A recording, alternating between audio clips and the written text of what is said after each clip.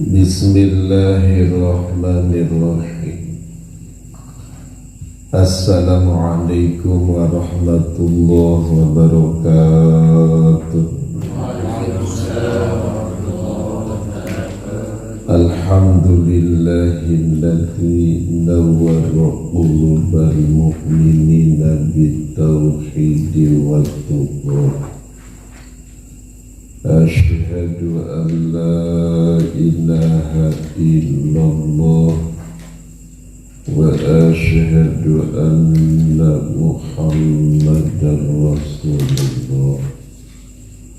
Allahumma sholli ala sayyidina Muhammad sallallahu alaihi wasallam ibni Abdillah wa ala alihi wa sahbihi wa man tabi'ahum ila yaumil qiyamah, amma ba'du. Qala al-mu'allif rahimahullahu ta'ala wa nafa'ana bi'ulumihi. Rabbana zidna ilman nafi'an dunya wa fahman wasi'an.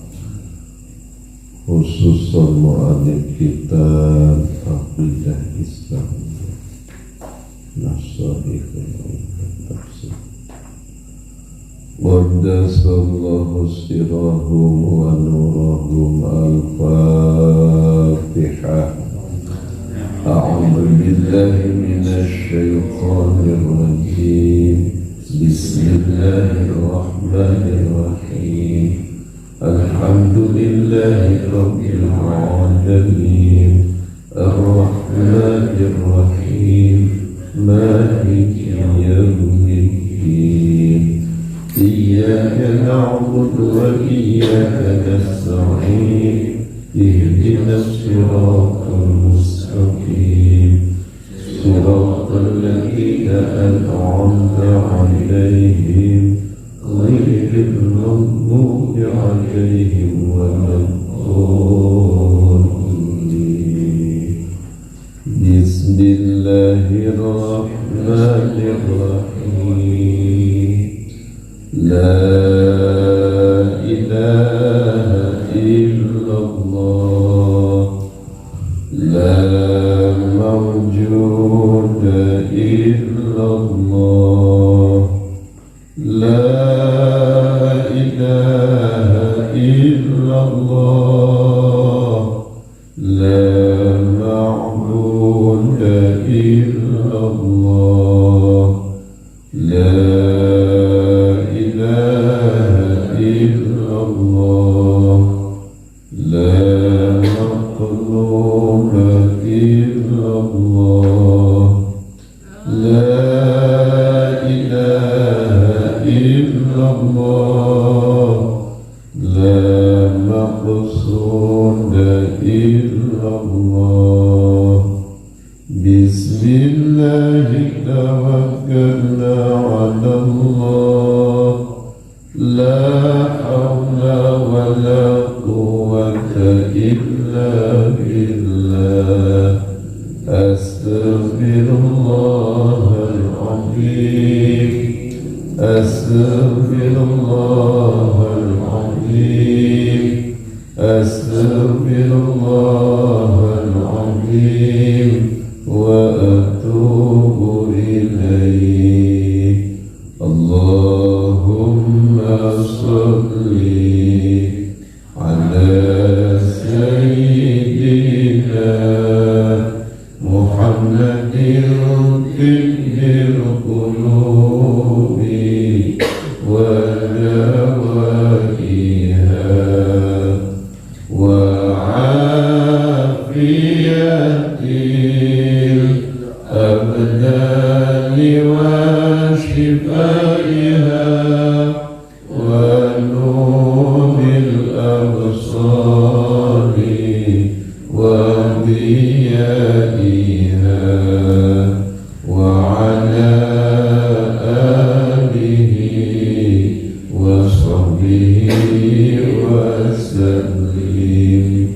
Semoga kita selalu dikuatkan iman dan Islam, panjang umur, sehat walafiat, rizki yang halal yang barokah, keluarga rumah tangga sakinah mawaddah warahmah, para putra putri keturunan solih dan solihah, istiqomah dalam beribadah, yang sakit disembuhkan oleh Allah, dijauhkan dari segala bala, musibah dan fitnah, yang punya masalah diberi jalan keluarnya, hati yang resah gelisah ditenangkan, Indonesia tetap terjaga kedamaiannya, ada dalam persatuan dan kesatuan, subur makmur gemah ripah loh zinawi, baldatun thayyibatun walaupun ghafur, dan semoga kita dinasibkan berangkat ke tanah suci,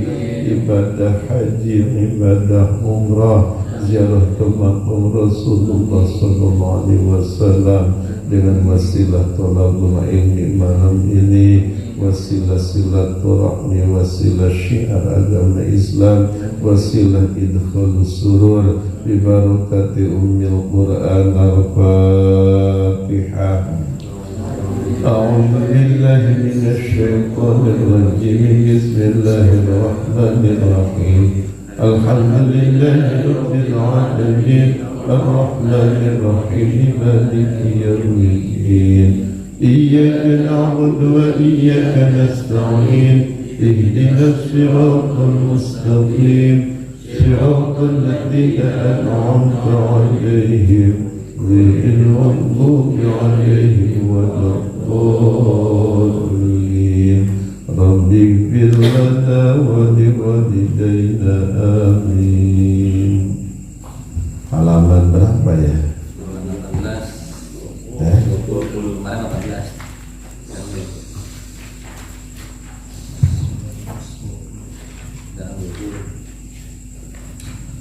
Bismillahirrahmanirrahim. Pasal 7, Ta'rif hukum adat.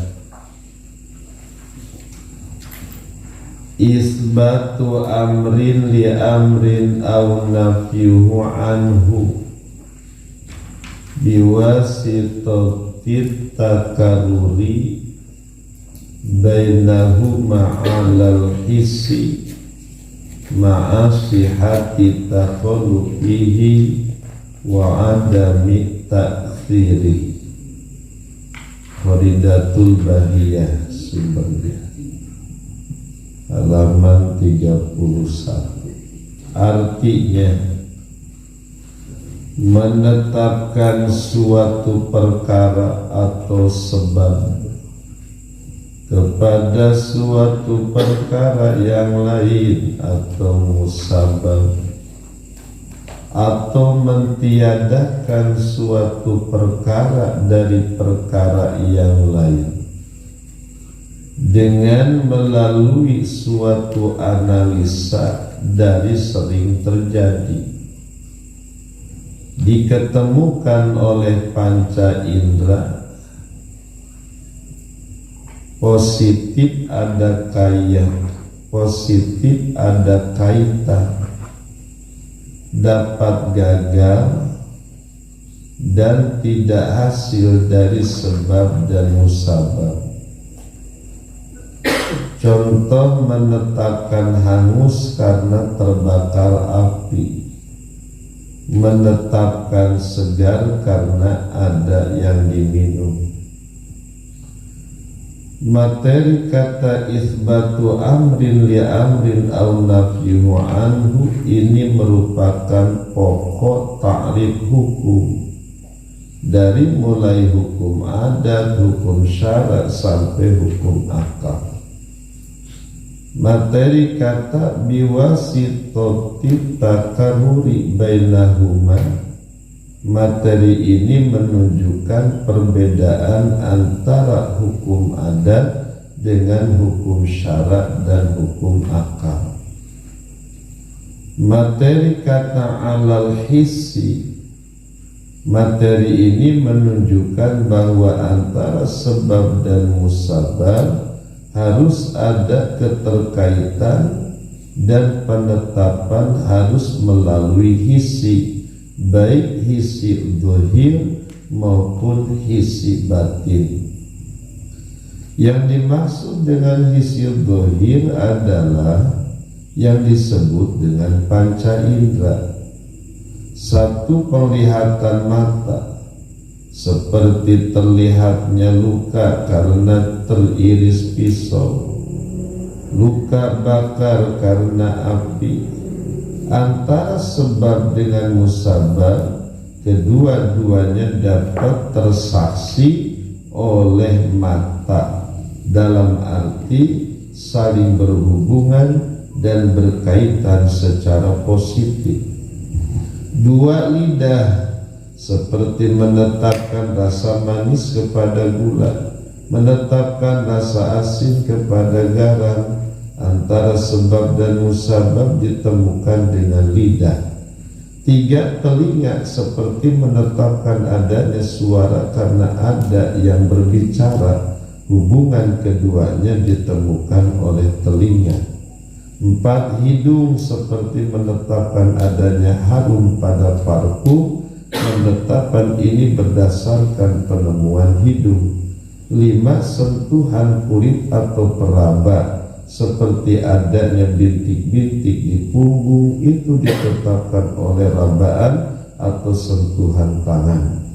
Adapun yang dimaksud dengan hisi batin adalah seperti ditemukan rasa lapar, susah, bingung, bahagia, dan sebagainya.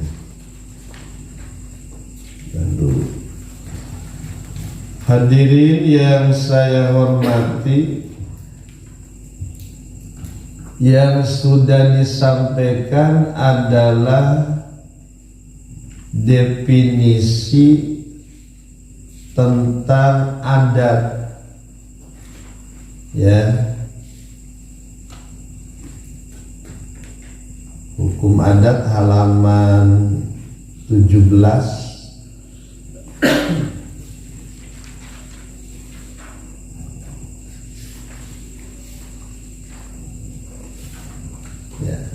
Apa sih adat atau kebiasaan? Yaitu sambungan yang ada kaitannya antara sebab dan musabab.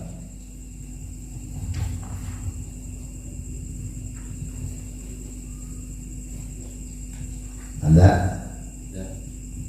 Karena sering terjadi. Jadi secara analisanya memang ini testimoninya adalah sering terjadi, teruji.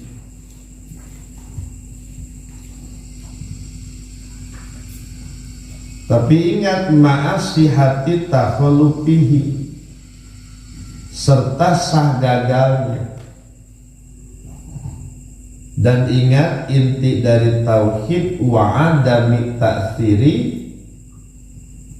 sambungan sebab musabab secara rasional bisa dimengerti, bahkan memang secara analisanya memang ini adalah sering terjadi, tetap semuanya tidak punya kekuatan. Dalam hati yakinkan semuanya adalah kekuatan Gusti Allah. Sebab musabab adat ini tidak punya kekuatan, ada kekuatan karena dikuatkan, diciptakan oleh Gusti Allah. Nah, sekarang apa sih ta'rif hukum adat? Ta'rif hukum adat ya isbatu amrin li amrin, menetapkan suatu perkara kepada perkara yang lain, atau aunab yuhu anhu, mentiadakan suatu perkara dari perkara yang lain. Nah, ini materi kata isbatu amrin di amrin aunab yuhu anhu ini mah sama ini mah dengan ta'rif hukum syara, hukum akal, hukum adat. Apa sih hukum akal? Apa sih hukum adat? apa sih hukum syara? Sama ini mah, materi ininya mah menetapkan atau mentiadakan suatu perkara dari perkara yang lain. Bisa dipahami? Ya kan, ketika hukum syara adalah menetapkan suatu perkara sebab kepada perkara yang lain musabab. Contoh, menetapkan hukum wajib pada sholat 5 waktu. Masih ingat ya dulu? Menetapkan hukum wajib pada puasa Ramadan. Menetapkan hukum wajib fardu ain pada sholat 5 waktu. Itu kan isbatu amrin li amrin, menetapkan atau mentiadakan. Nah, mentiadakan otomatis mentiadakan bahwa sholat bukan, jadi tidak wajib bagi sholat sunat tahajud, kan mentiadakan. Bisa dipahami? Mentiadakan hukum wajib pada puasa Senin Kamis. Bisa dipahami? Itu isbatu amrin li amrin, menetapkan atau mentiadakan. Dan ketika hukum akal sama, ya, menetapkan suatu perkara kepada perkara yang lain sebab musabab. Menetapkan menurut akal wajib Allah ini memiliki sifat wujud. Ya, menetapkan hukum wajib Allah itu wujud, kan itu menetapkan. Mentiadakan sifat lemah pada Gusti Allah. Nah, sekarang tentang adat pun sama, menetapkan suatu perkara sebab kepada perkara yang lain. Menetapkan hukum di sini, menetapkan hangus di sini karena terbakar api, menetapkan hangus ketika kayu dibakar oleh api, atau menetapkan segar pada air yang diminum, atau menetapkan rasa kenyang pada mulut atau pada perut yang setelah makan. Bisa dipahami? Tuh, menetapkan kenyang ya pada perut ketika makan 2 piring. Bisa pahami? Atau mentiadakan, yang mentiadakan, jadi contoh mentiadakan rasa asin pada gula, yang mentiadakan rasa manis pada garam. Itu adalah merupakan isbatu amrin li amrin. Jadi kalau kita ketika ada pertanyaan, coba apakah persamaan hukum akal, hukum adat dan hukum syara? Persamaannya adalah dari segi isbatu amrin li amrin au nafyuhu anhu, dari segi menetapkan atau mentiadakan.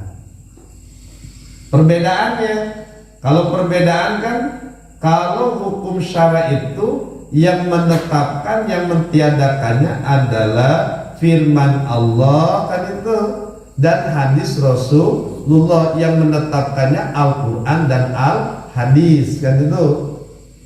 Nah, kalau hukum adat sekarang, yang menetapkannya apakah ini adalah Al-Quran dan hadis? Ternyata yang menetapkannya biwasitati takarruri bainahuma, ini adalah hasil penetapannya karena sudah benar-benar hasil analisa dari sering terjadi.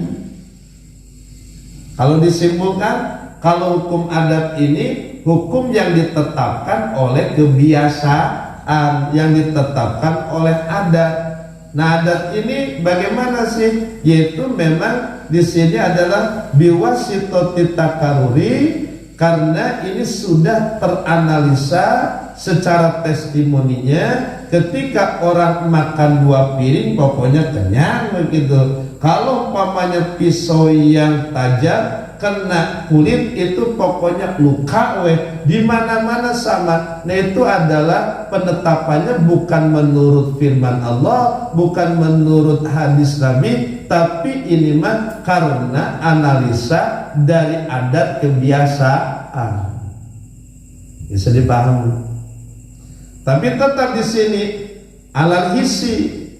Jadi bisa dianalisa ini sering terjadi sehingga dihukuman. Oh ini ditetapkan manis pada gula, asin pada garam karena alal hissi, yaitu ditemukan oleh panca indera. Jadi hissi itu dengan panca indera. Karena sesuatu perkara bisa oleh kita ini disebutkan ada, itu kan ditemukannya dengan dua kan, masih ingat? Satu dengan isi, yang kedua dengan akal. Nah dengan isi maksudnya dengan 5 panca indera ini, dengan 5 perasa. Jadi sesuatu yang ada itu bisa ditemukan dengan dua cara. Satu dengan isi itu dengan panca indera itu dengan 5 perasa. Mana itu? Mulai dari mata, hidung, mulut, telinga, dan telapak tangan, peraba. Tuh, bisa dipahami nih. Dan ada lagi yang ditemukannya oleh akal, tapi di sini bahasanya adalah dengan hisi batin. Jadi ada hisi itu terbagi dua, ada hisi dohir, kedua hisi batin. Kalau hisi dohir dengan panca indera, kalau hisi batin dalam penjelasan ilmu tauhid kitab yang lain itu istilahnya bukan hisi batin tapi dengan akal. Contoh, rasa lapar itu ada gak? Ada kan? Tapi bentuknya lapar itu seperti apa? Tidak kelihatan. Bisa dibangun. Bahagia itu ada gak? Ada. Tapi bentuk bahagia itu seperti apa sih? Apakah bulat, apakah lonjong, apa segi empat? Warnanya itu apakah merah, apa hitam? Tidak kelihatan. Tapi kita meyakinkan bahagia itu ada. Ditemukannya bukan dengan isi panca indera, tapi dengan isi batin, atau yang lebih jelasnya dengan akal. Tapi kan senapause yang bahagia itu kan kelihatan kan gitu, yaitu senyum-senyum. Itu kan kelihatan wajahnya ceria, itu bukan bentuk dari bahagia, itu mah hanya sebatas ciri. Yang ketika ciri itu adalah kalau kita ngaji ilmu bilago itu ada ciri, ada takrib. Itu di mana-mana ayat ciri maka ayat anu dicirian, tapi terbutuh karena ciri eta ciri atau alamat gitu. Jadi kulama, setiap ditemukan kulama eta al mu'alim wujidan mu'alam, tapi wala aksa. Itu ulama wujidal mu'arifu ya wujidal mu'arafu. Jadi ulama wujidal mu'alimu wujidal mu'alamu, la aksa. Kalau ciri itu contoh laki-laki ada kumis. Setiap ada kumis pasti laki-laki. Tapi tidak semua laki-laki punya ciri kumis. Walaupun tidak ada kumis tetap disebut laki-laki. Harus setiap ada ciri pasti ada yang dicirian. Tapi yang dicirian ini tidak butuh ciri. Kumis ciri dari laki-laki, tapi laki-laki tidak butuh ciri kumis, dan banyak yang tidak berkumis tetap laki-laki. Sebab ini kalau tarif di sini tarif nih disebut tarif bukan ciri. Kalau tarif itu adalah kulama wujida tarif nih, atau kulama wujida mu'alifu wujidan mu'arafu. Jadi ketika ada takrif pasti ada yang ditakrifkan, dan ketika tidak ada takrif ya tidak ada yang ditakrifkannya. Beda kan tadi mah? Tadi mah kan ketika ada ciri ada yang dicirikan, tapi ketika cirinya tidak ada tetap ada yang dicirikan. Ini bendanya, saya pahami, karena tidak butuh ciri. Tapi beda dengan takrif, setiap ada takrif pasti ada yang ditakrifkan, dan ketika takrifnya tidak ada maka yang ditakrifkannya juga tidak ada. Contoh, laki-laki itu takrifnya itu adalah punya zakar, kemaluan zakar. Ketika ada zakar pasti laki-laki, dan ketika zakarnya tidak ada ya bukan laki-laki. Bisa bencong, bisa perempuan, bisa dipahami kan ya? Dia enggak. Jadi saya simpulkan saja bahwa takrif hukum adat itu adalah menetapkan suatu perkara sebab kepada suatu perkara yang lain, kan itu, atau mentiadakan suatu perkara dari perkara yang lain, kan itu. Nah, yang menetapkan atau yang mentiadakannya adalah hukum adat. Ini kebiasaan yang sudah dianalisa memang sering terjadi, tapi tetap ini harus benar-benar pembuktiannya itu alal isi, secara panca indera. Dan itu coba mana kok Bapak menetapkan bahwa asin itu pada garam? Mana coba? Oh ya teruji. Analisanya bagaimana? Ya bisa dirasa, bisa ditemukan dengan panca indera, dengan lidah. Bapak menetapkan bahwa si A itu pipinya itu ternyata kasar. Mana pembuktiannya? Oh kan itu kan bisa dipegangkan, itu ada peraba. Atau walaupun tidak dengan panca indera bisa ditemukan dengan akal. Susah ada enggak? Susah ada kan? Tapi bentuknya susah itu seperti apa? Enggak ada. Apakah merah? Apakah hitam? Tapi kan sedangkan saja ada sedangkan itu. Bahwa susah itu bentuknya itu adalah berlinang air mata. Itu main sebatas ciri. Biasanya ketika menangis itu cirinya susah, tapi ketika susah ini banyak yang tidak menangis, kan itu. Ada yang menangis malah kalau bunga bahagia mau ditikahkan. Bisa dipahami nih. Jadi kesimpulan, jangan bingung-bingung. Ketika hukum adat itu adalah hukum yang ditetapkan oleh adat, oleh kebiasaan, dan kebiasaannya ini sudah teruji, telah benar-benar hasil analisa bitakaruri, sering terjadi di mana-mana. Tapi ingat, ada melesetnya, dan jangan diyakinkan bahwa adat ini punya kekuatan. Itu hanya sebatas amalia, hanya sebatas diucapkan saja. Jangan masuk ke hati, dalam hati bahwa ada mitasiri, bahwa adat ini tidak punya kekuatan mutlak. Semuanya kekuatan minallah, dari Gusti Allah.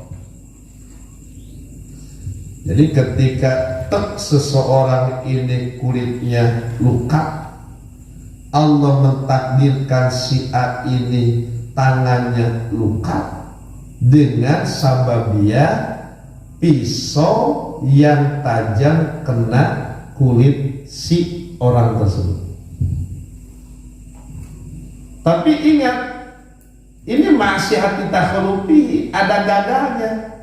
Memang secara tikrornya, analisanya ketika pisau yang tajam lalu diiriskan ke kulit atau ke bawah, itu pokoknya putus, pokoknya luka, dan itu semuanya itu hukum adat.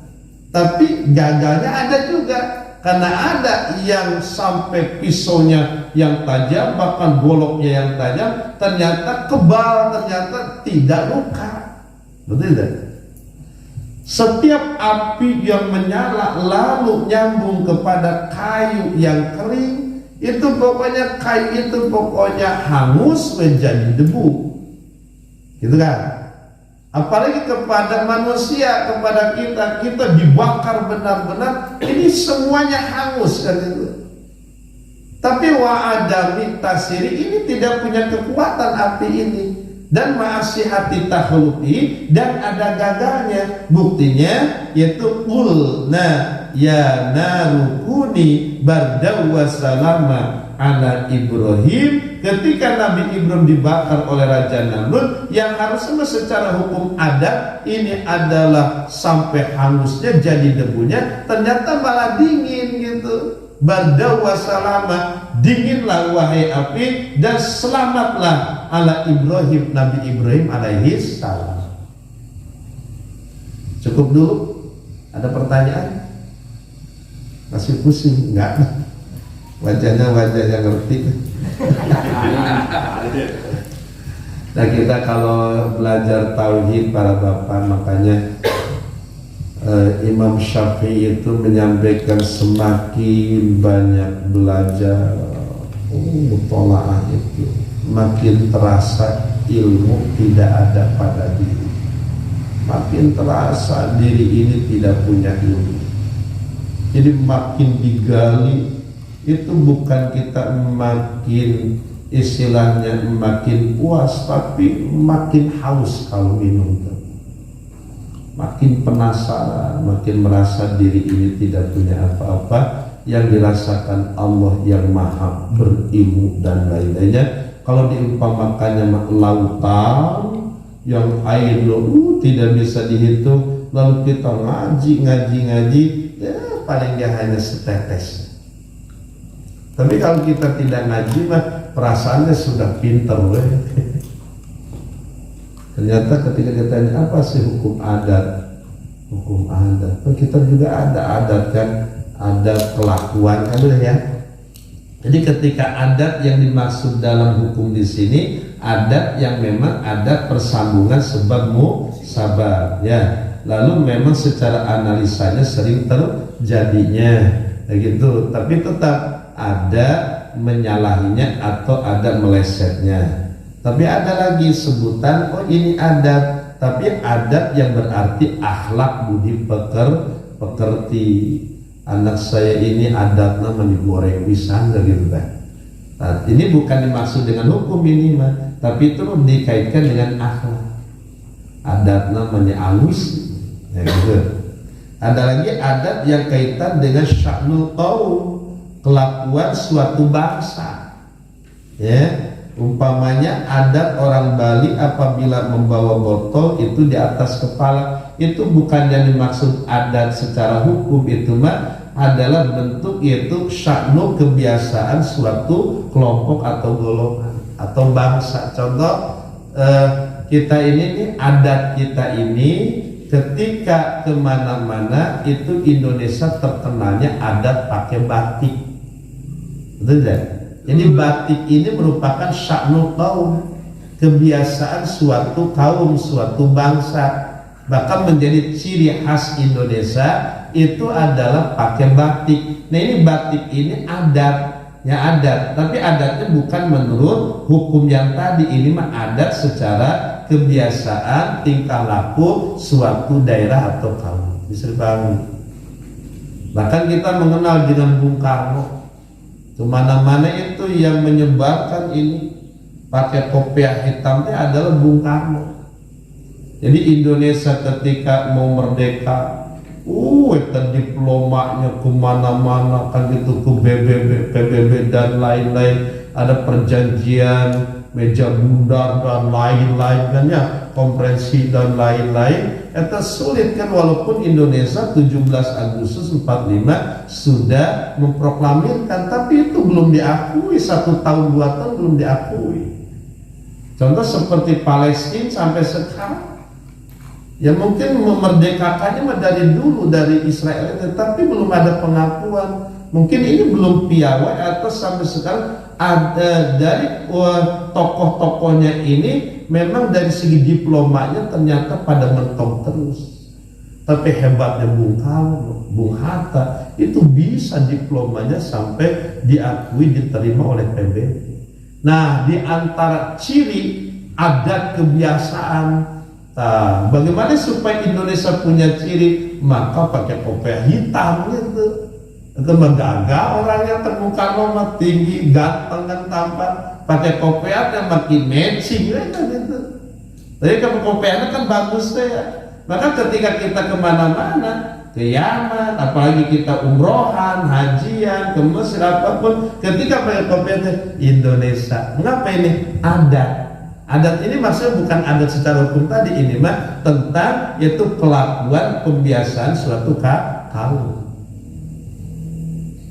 Makanya saya pernah menyampaikan, Indonesia ini alhamdulillah para bapak masih kuat, tetap bersatu, damai. Itu karena kita ini masih memiliki 5 kekuatan. Satu kekuatan Pancasila. Pancasila ini pemersatu bangsa. Ya. Jadi karena berdirinya negara itu adalah mitsaqun, hasil kesepakatan, hasil perjanjian dari tokoh-tokoh ulama, tokoh-tokoh agama, tokoh-tokoh masyarakat nasional, ulama-ulama dan lain-lainnya, melihat tentang geografis Indonesia, keanekaragaman bahasa, suku, budaya, termasuk agama. Dari dulu sebelum Islam masuk sudah ada Hindu, sudah ada Buddha, sudah ada kepercayaan Konghucu dan lain-lainnya. Indonesia kan itu maka Islam. Ini sudah beraneka ragam. Dengan kepulauan kan, kalau Jazirah Arab itu adalah sama kan padang pasir semuanya, tidak terpisah. Sukunya kita mengenali cuma 2 zaman dulu tuh ya. Ketika kita belajar dalam sejarah Islam hanya suku Aus dan Khosraj, gitu kan? Kan gitu kan? Indonesia bahkan banyak sukunya juga, sampai lebih 600 bahkan 700 suku, budaya dan lain-lainnya. Maka duduk bersama untuk menjadi Indonesia ini merdeka, tetap nanti bisa membangun dan lain-lainnya. Maka hasil ijtihad para ulama, wabil khusus dari Kiai Haji Ahmad Dahlan, dari Kiai Haji Mbah Hashim Asy'ari, tokoh-tokoh dulu, maka jadilah Pancasila. Karena Pancasila ini di dalamnya itu ada ajaran Islam, ada ajaran Taurat, ada ajaran Hindu, ada. Jadi Kristen bisa mencakup, Buddha mencakup dan lain-lain.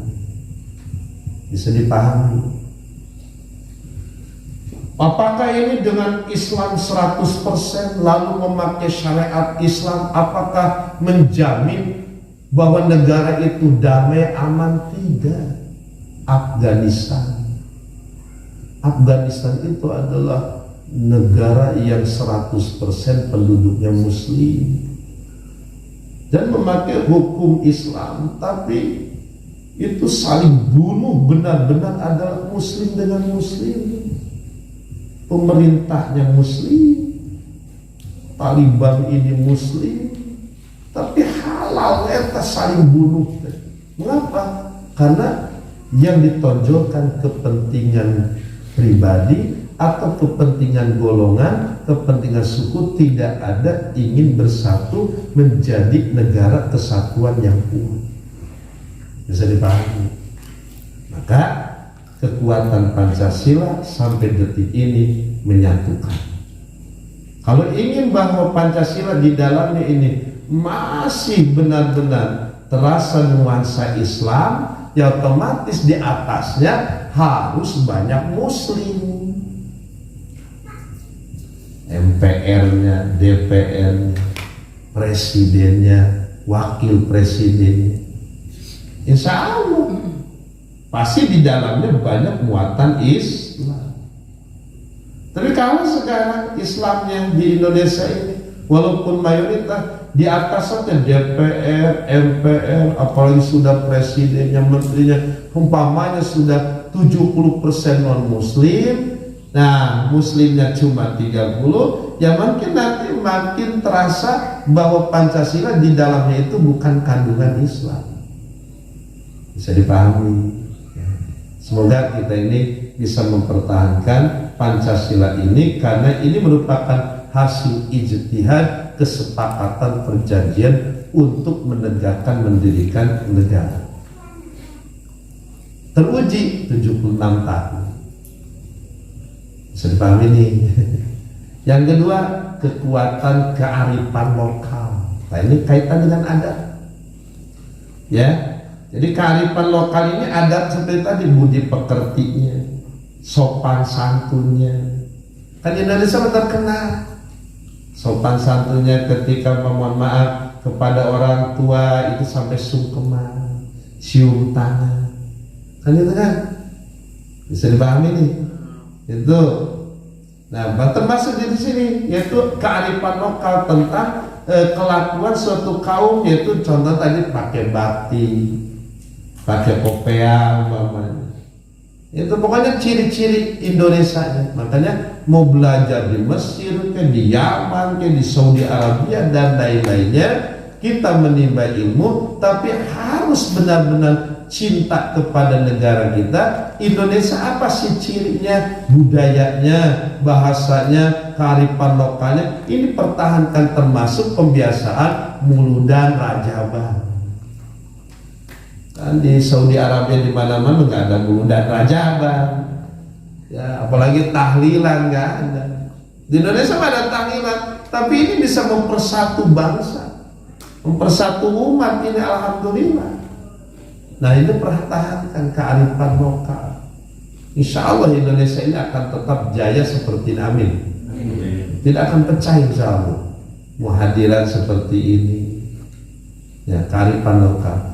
Yang ketiga, alhamdulillah masih solid kekuatan TNI dan Polri. Kalau secara logika, musuh tadinya Prabowo dengan Jokowi, tapi dengan husnudon, baik sangka, optimis, ya bahwa hati Prabowo ini bersih, tidak ada dendam. Ternyata diangkat oleh Jokowi jadi Menteri Keamanan tuh, yang kaitannya dengan keamanan ini kekuatan TNI, Polri. Ini kalau kudeta bagaimana ini? Tapi alhamdulillah masih solid ini. Ketika ada yang membentur-benturkan antara TNI dan Polri, pokoknya solid, sehingga alhamdulillah sampai detik ini menjaga NKRI ini. Alhamdulillah. Bisa dipahami nih. Yang keempat, masih alhamdulillah eksis kekuatan organisasi-organisasi yang berdiri sebelum Indonesia merdeka. NU, Muhammadiyah, Persis. Karena kan yang berdiri sebelum Indonesia merdeka, semua organisasi ini ada tujuannya ingin Indonesia ini merdeka. Jadi pergerakan-pergerakan oleh Basim Asy'ari, Kiai Ahmad Dahlan atau yang lainnya, itu semuanya ada tujuannya sama, supaya memerangi yaitu penjajahan, melawan orang-orang yang benar menjajah, supaya Indonesia merdeka. Supaya Indonesia merdeka, alhamdulillah merdeka. Secara logika mustahil NU, Muhammadiyah, Persis akan menggulingkan, menghancurkan NKRI ini yang dulunya dibangun sampai menumpahkan darah. Bisa dipahami? Beda dengan organisasi yang baru berdiri sekarang, apalagi sudah dikaitkan dengan kebencian, barisan sakit hati, doa lain-lain, apalagi sudah wah ini tidak cocok, ini Pancasila harusnya dengan khilafah dan lain. Nah ini mah jangan diturut, karena akan hancur. Paling bahaya sekali, bahkan menjadi fitnah agama, adalah ketika paham yang radikal, bahkan dengan kekerasan sampai terus mengatasnamakan agama. Ini fitnah bagi agama Islam. Ketika yang radikal mau membunuh dan lain-lain tidak mengatasnamakan jihad, tidak ada mengatasnamakan mendirikan Islam dan lain-lainnya, itu selamat Islam ini. Tapi ketika membawa nama jihad, membawa nama Islam ini, tapi dengan kekerasan, dengan kasar, dengan tidak ada toleran, yang ada intoleran, kebencian, ini adalah fitnah bagi agama Islam. Terakhir, alhamdulillah Indonesia masih kuat, masih banyak ulama-ulama, waliullah, pondok pesantren yang selalu mendoakan untuk kita ini tetap damai. Saya sampaikan karena ini kaitan dengan hukum adat. Jadi ketika hukum adat ya sebab musabab Indonesia ini akan tetap bersatu ini, sebab musababnya harus dikuatkan. Sebabnya apa?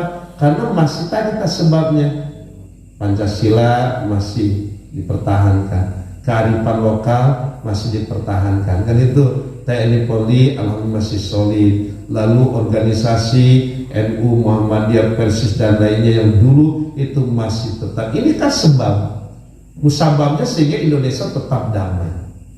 Ya pesantren masih dipertahankan alhamdulillah, sehingga setiap jam 3:30 santri sudah dibangunkan, sholat tahajud, sholat witir, baca waqiah, tabarok, yasin dan lain-lainnya. Dan terus ada adzan, beres adzan, sholat qobliyah subuh sebelum qomat, itu selalu mendoakan supaya Indonesia ada kedamaian, umat Islam ada kedamaian, sehingga doanya itu sampai 8 ya. Allahumma gfir li ummati Sayyidina Muhammad, Allahumma arham ummata Sayyidina Muhammad, Allahumma astur ummata Sayyidina Muhammad, Allahumma jebur ummata Sayyidina Muhammad. Nah ada ini dah, Allahumma aslih, damaikan terus, Allahumma aslih, damaikan umat Kanjeng Nabi ini dimanapun adanya, wabil khusus di Indonesia ini. Allahumma afi ya Allah, semoga selalu sehat. Allahumma jaga ya Allah, jaga. Allahumma arham, rahmati. Allahumma fariz terakhir, Allahumma farij an umat di sini. Ya Allah gembirakan ya, luang dusnya cukupi dan lain. Itu selalu didoakan. Itu santri bukan 100 atau 200 di Miftal Huda Manonjaya, itu yang pusat itu ada 6.000 santrinya. Itu sebelum qomat itu selalu mendoakan asli, damai, tutupi kekurangan pemimpin, kekurangan umat bangsa ini ya Allah, tanpa diminta, tanpa diamplopan. Benar? Walaupun mohon maaf saya dipanggil tuh Kiai bagian doa, kan itu kan, udah terakhir hanya 1 menit, 2 menit, 2 jutaan, belum tentu diijabah ini teh.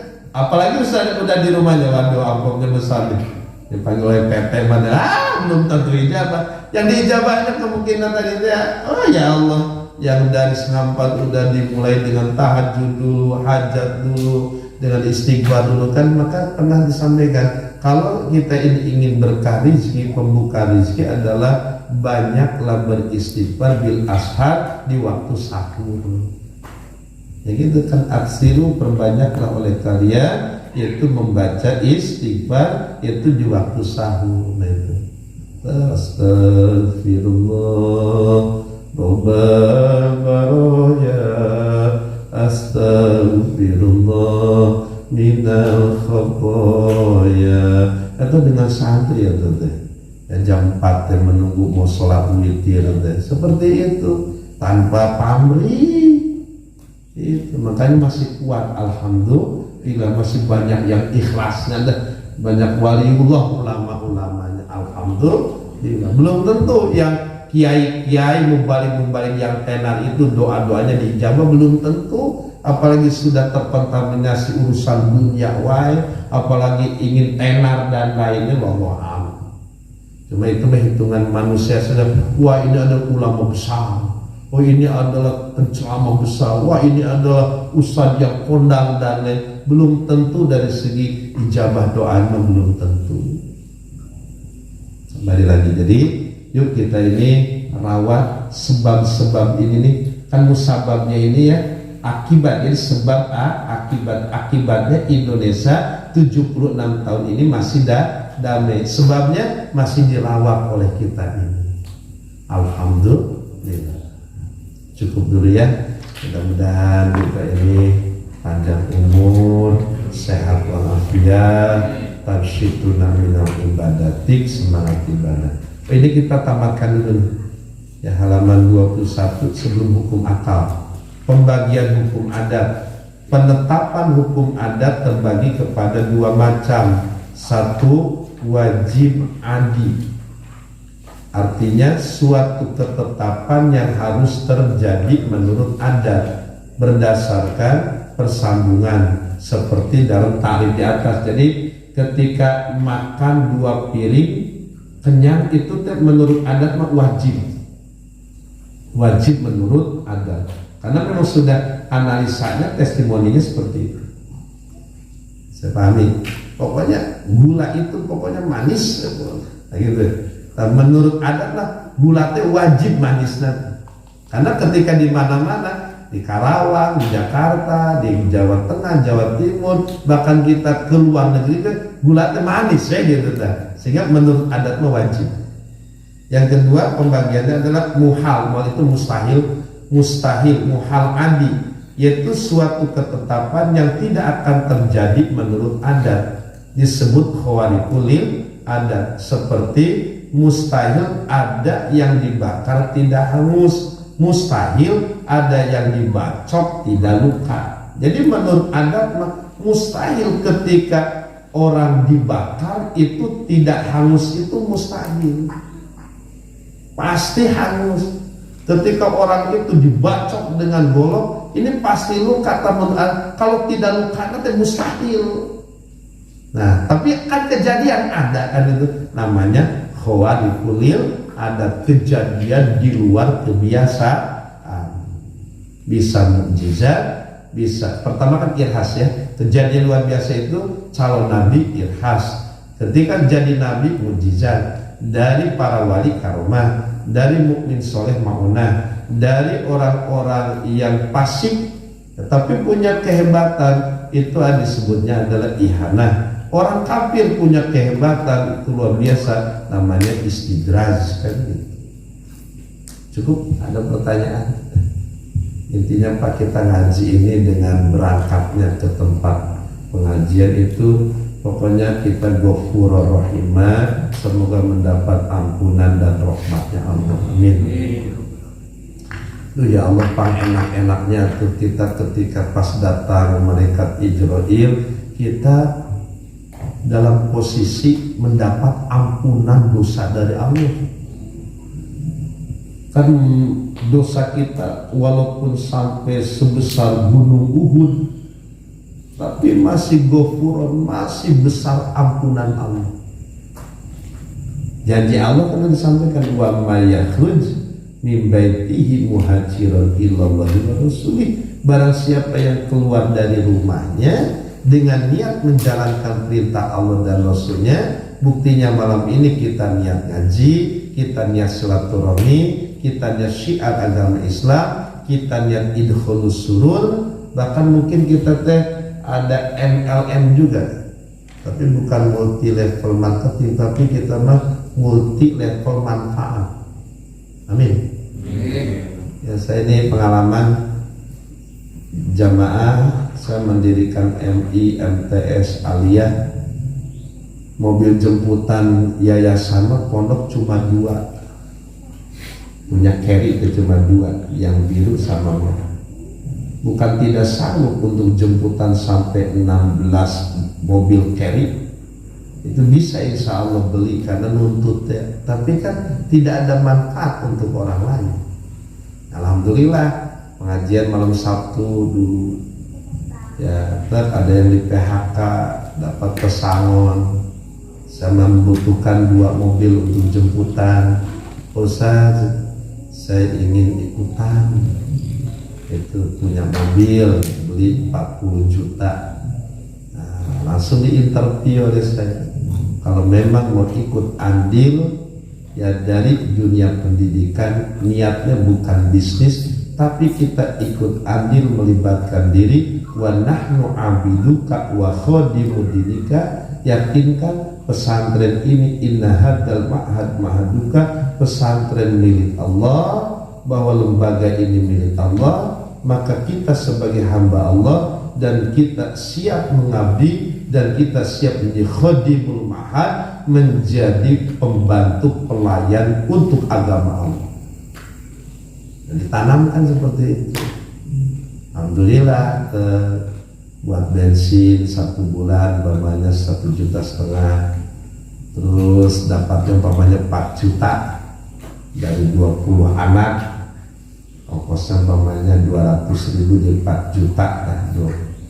Teh kalau disupirnya oleh orang lain mah tidak kaharti ya, dalam artian dia rugi dah. Kan kalau supirnya yang lain mah supir juga 1,5 juta, bensin 1,5 juta, 3 juta, sisa 1 juta. Perawatan mobil kan kadang-kadang mobil dipakai jemputan mah cepet rusak, apalagi pintu hampir tiap bulan itu ganti deh engselnya. Atau anak narik buka, tarik narik tutup itu kan, sampai pakai sloteng gitu. Belum body, awas ini, awas jangan sampai ini, bawa cutter deh, gitu. Ya bagaimana tuh dengan anak-anak?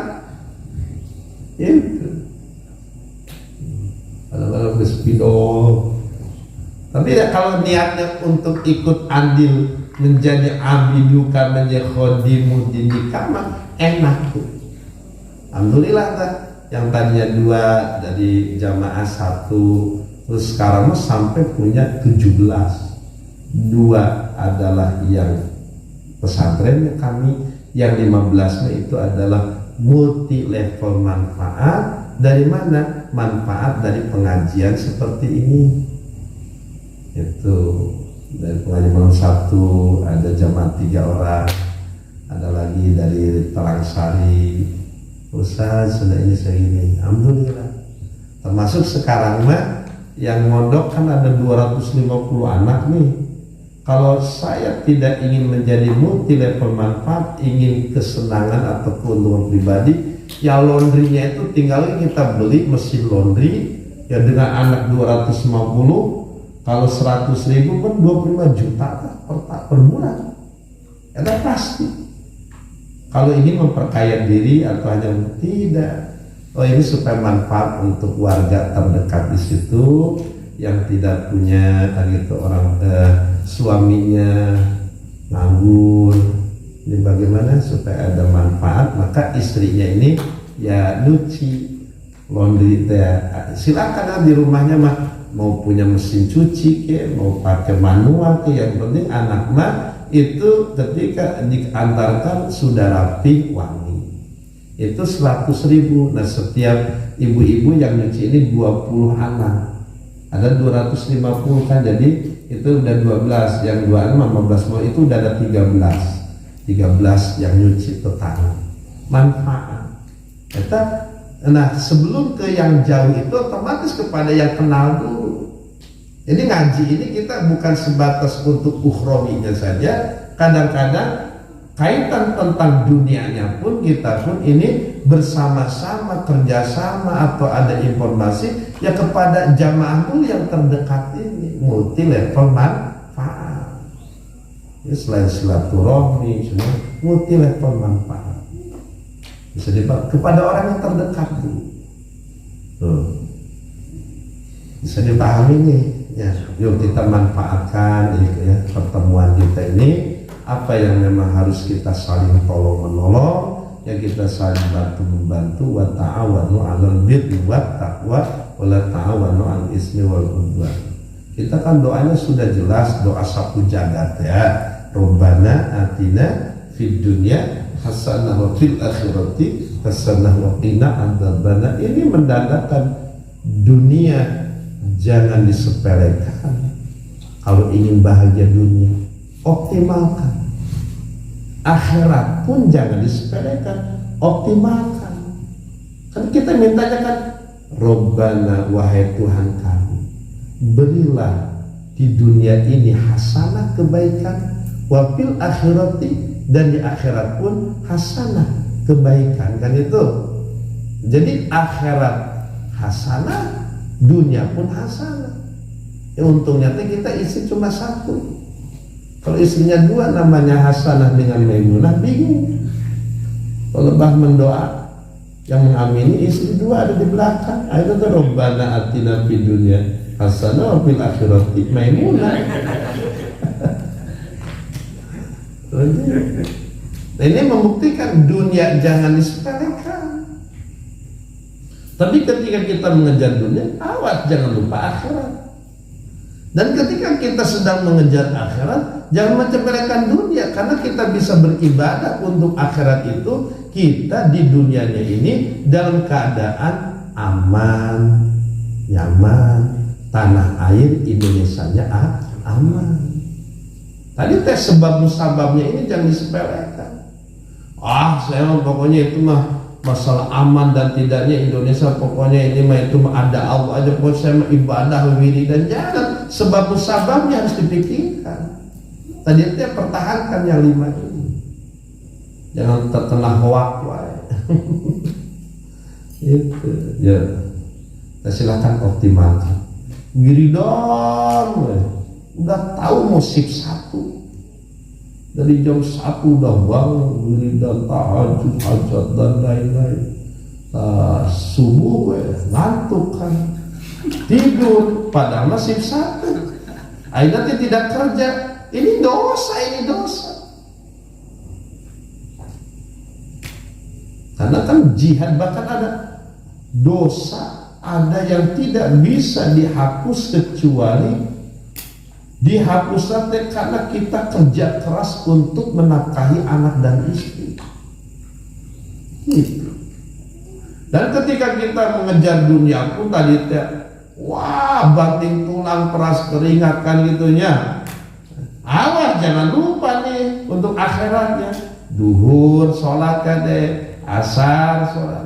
Kalau sekarang malam Jumat, malam Kamis, kalau memang kita tidak lemburan gitu ya jangan lemburan. Karena yang kerja yang wajibnya mah yang 8 jamnya, tapi malam Kamis ngaji. Nah ini jangan lemburan, karena ngaji wajib, lemburan sunnah atau boleh. Sunnah tidak, itu lemburannya boleh atau boleh. Tapi ketika ini mah yang kerja wajib ini mah 8 jam, tapi kita ini ada ngaji, tapi shift 2, maka ini karena ini memudoya, ini memuasa, maka utamakan mencari nafkah.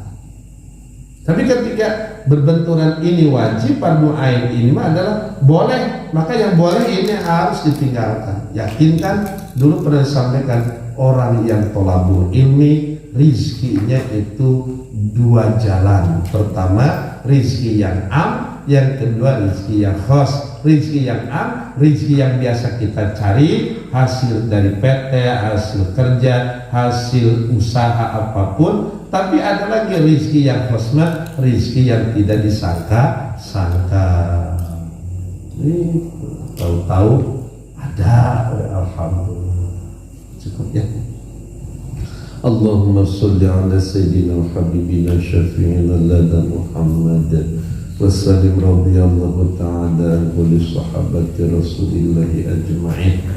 Alhamdulillahi rabbil alamin, hamdan na'imin, hamdan syakirin, hamdan yuafi ni'amahu wa yudafi'u mazidah. Ya Rabbana lakal hamdu kama yanbaghi li jalali wajhikal karim wa 'azimi sultanik. Allahumma salli wa sallim wa barik ala sayyidina Muhammad wa ala ali sayyidina Muhammad.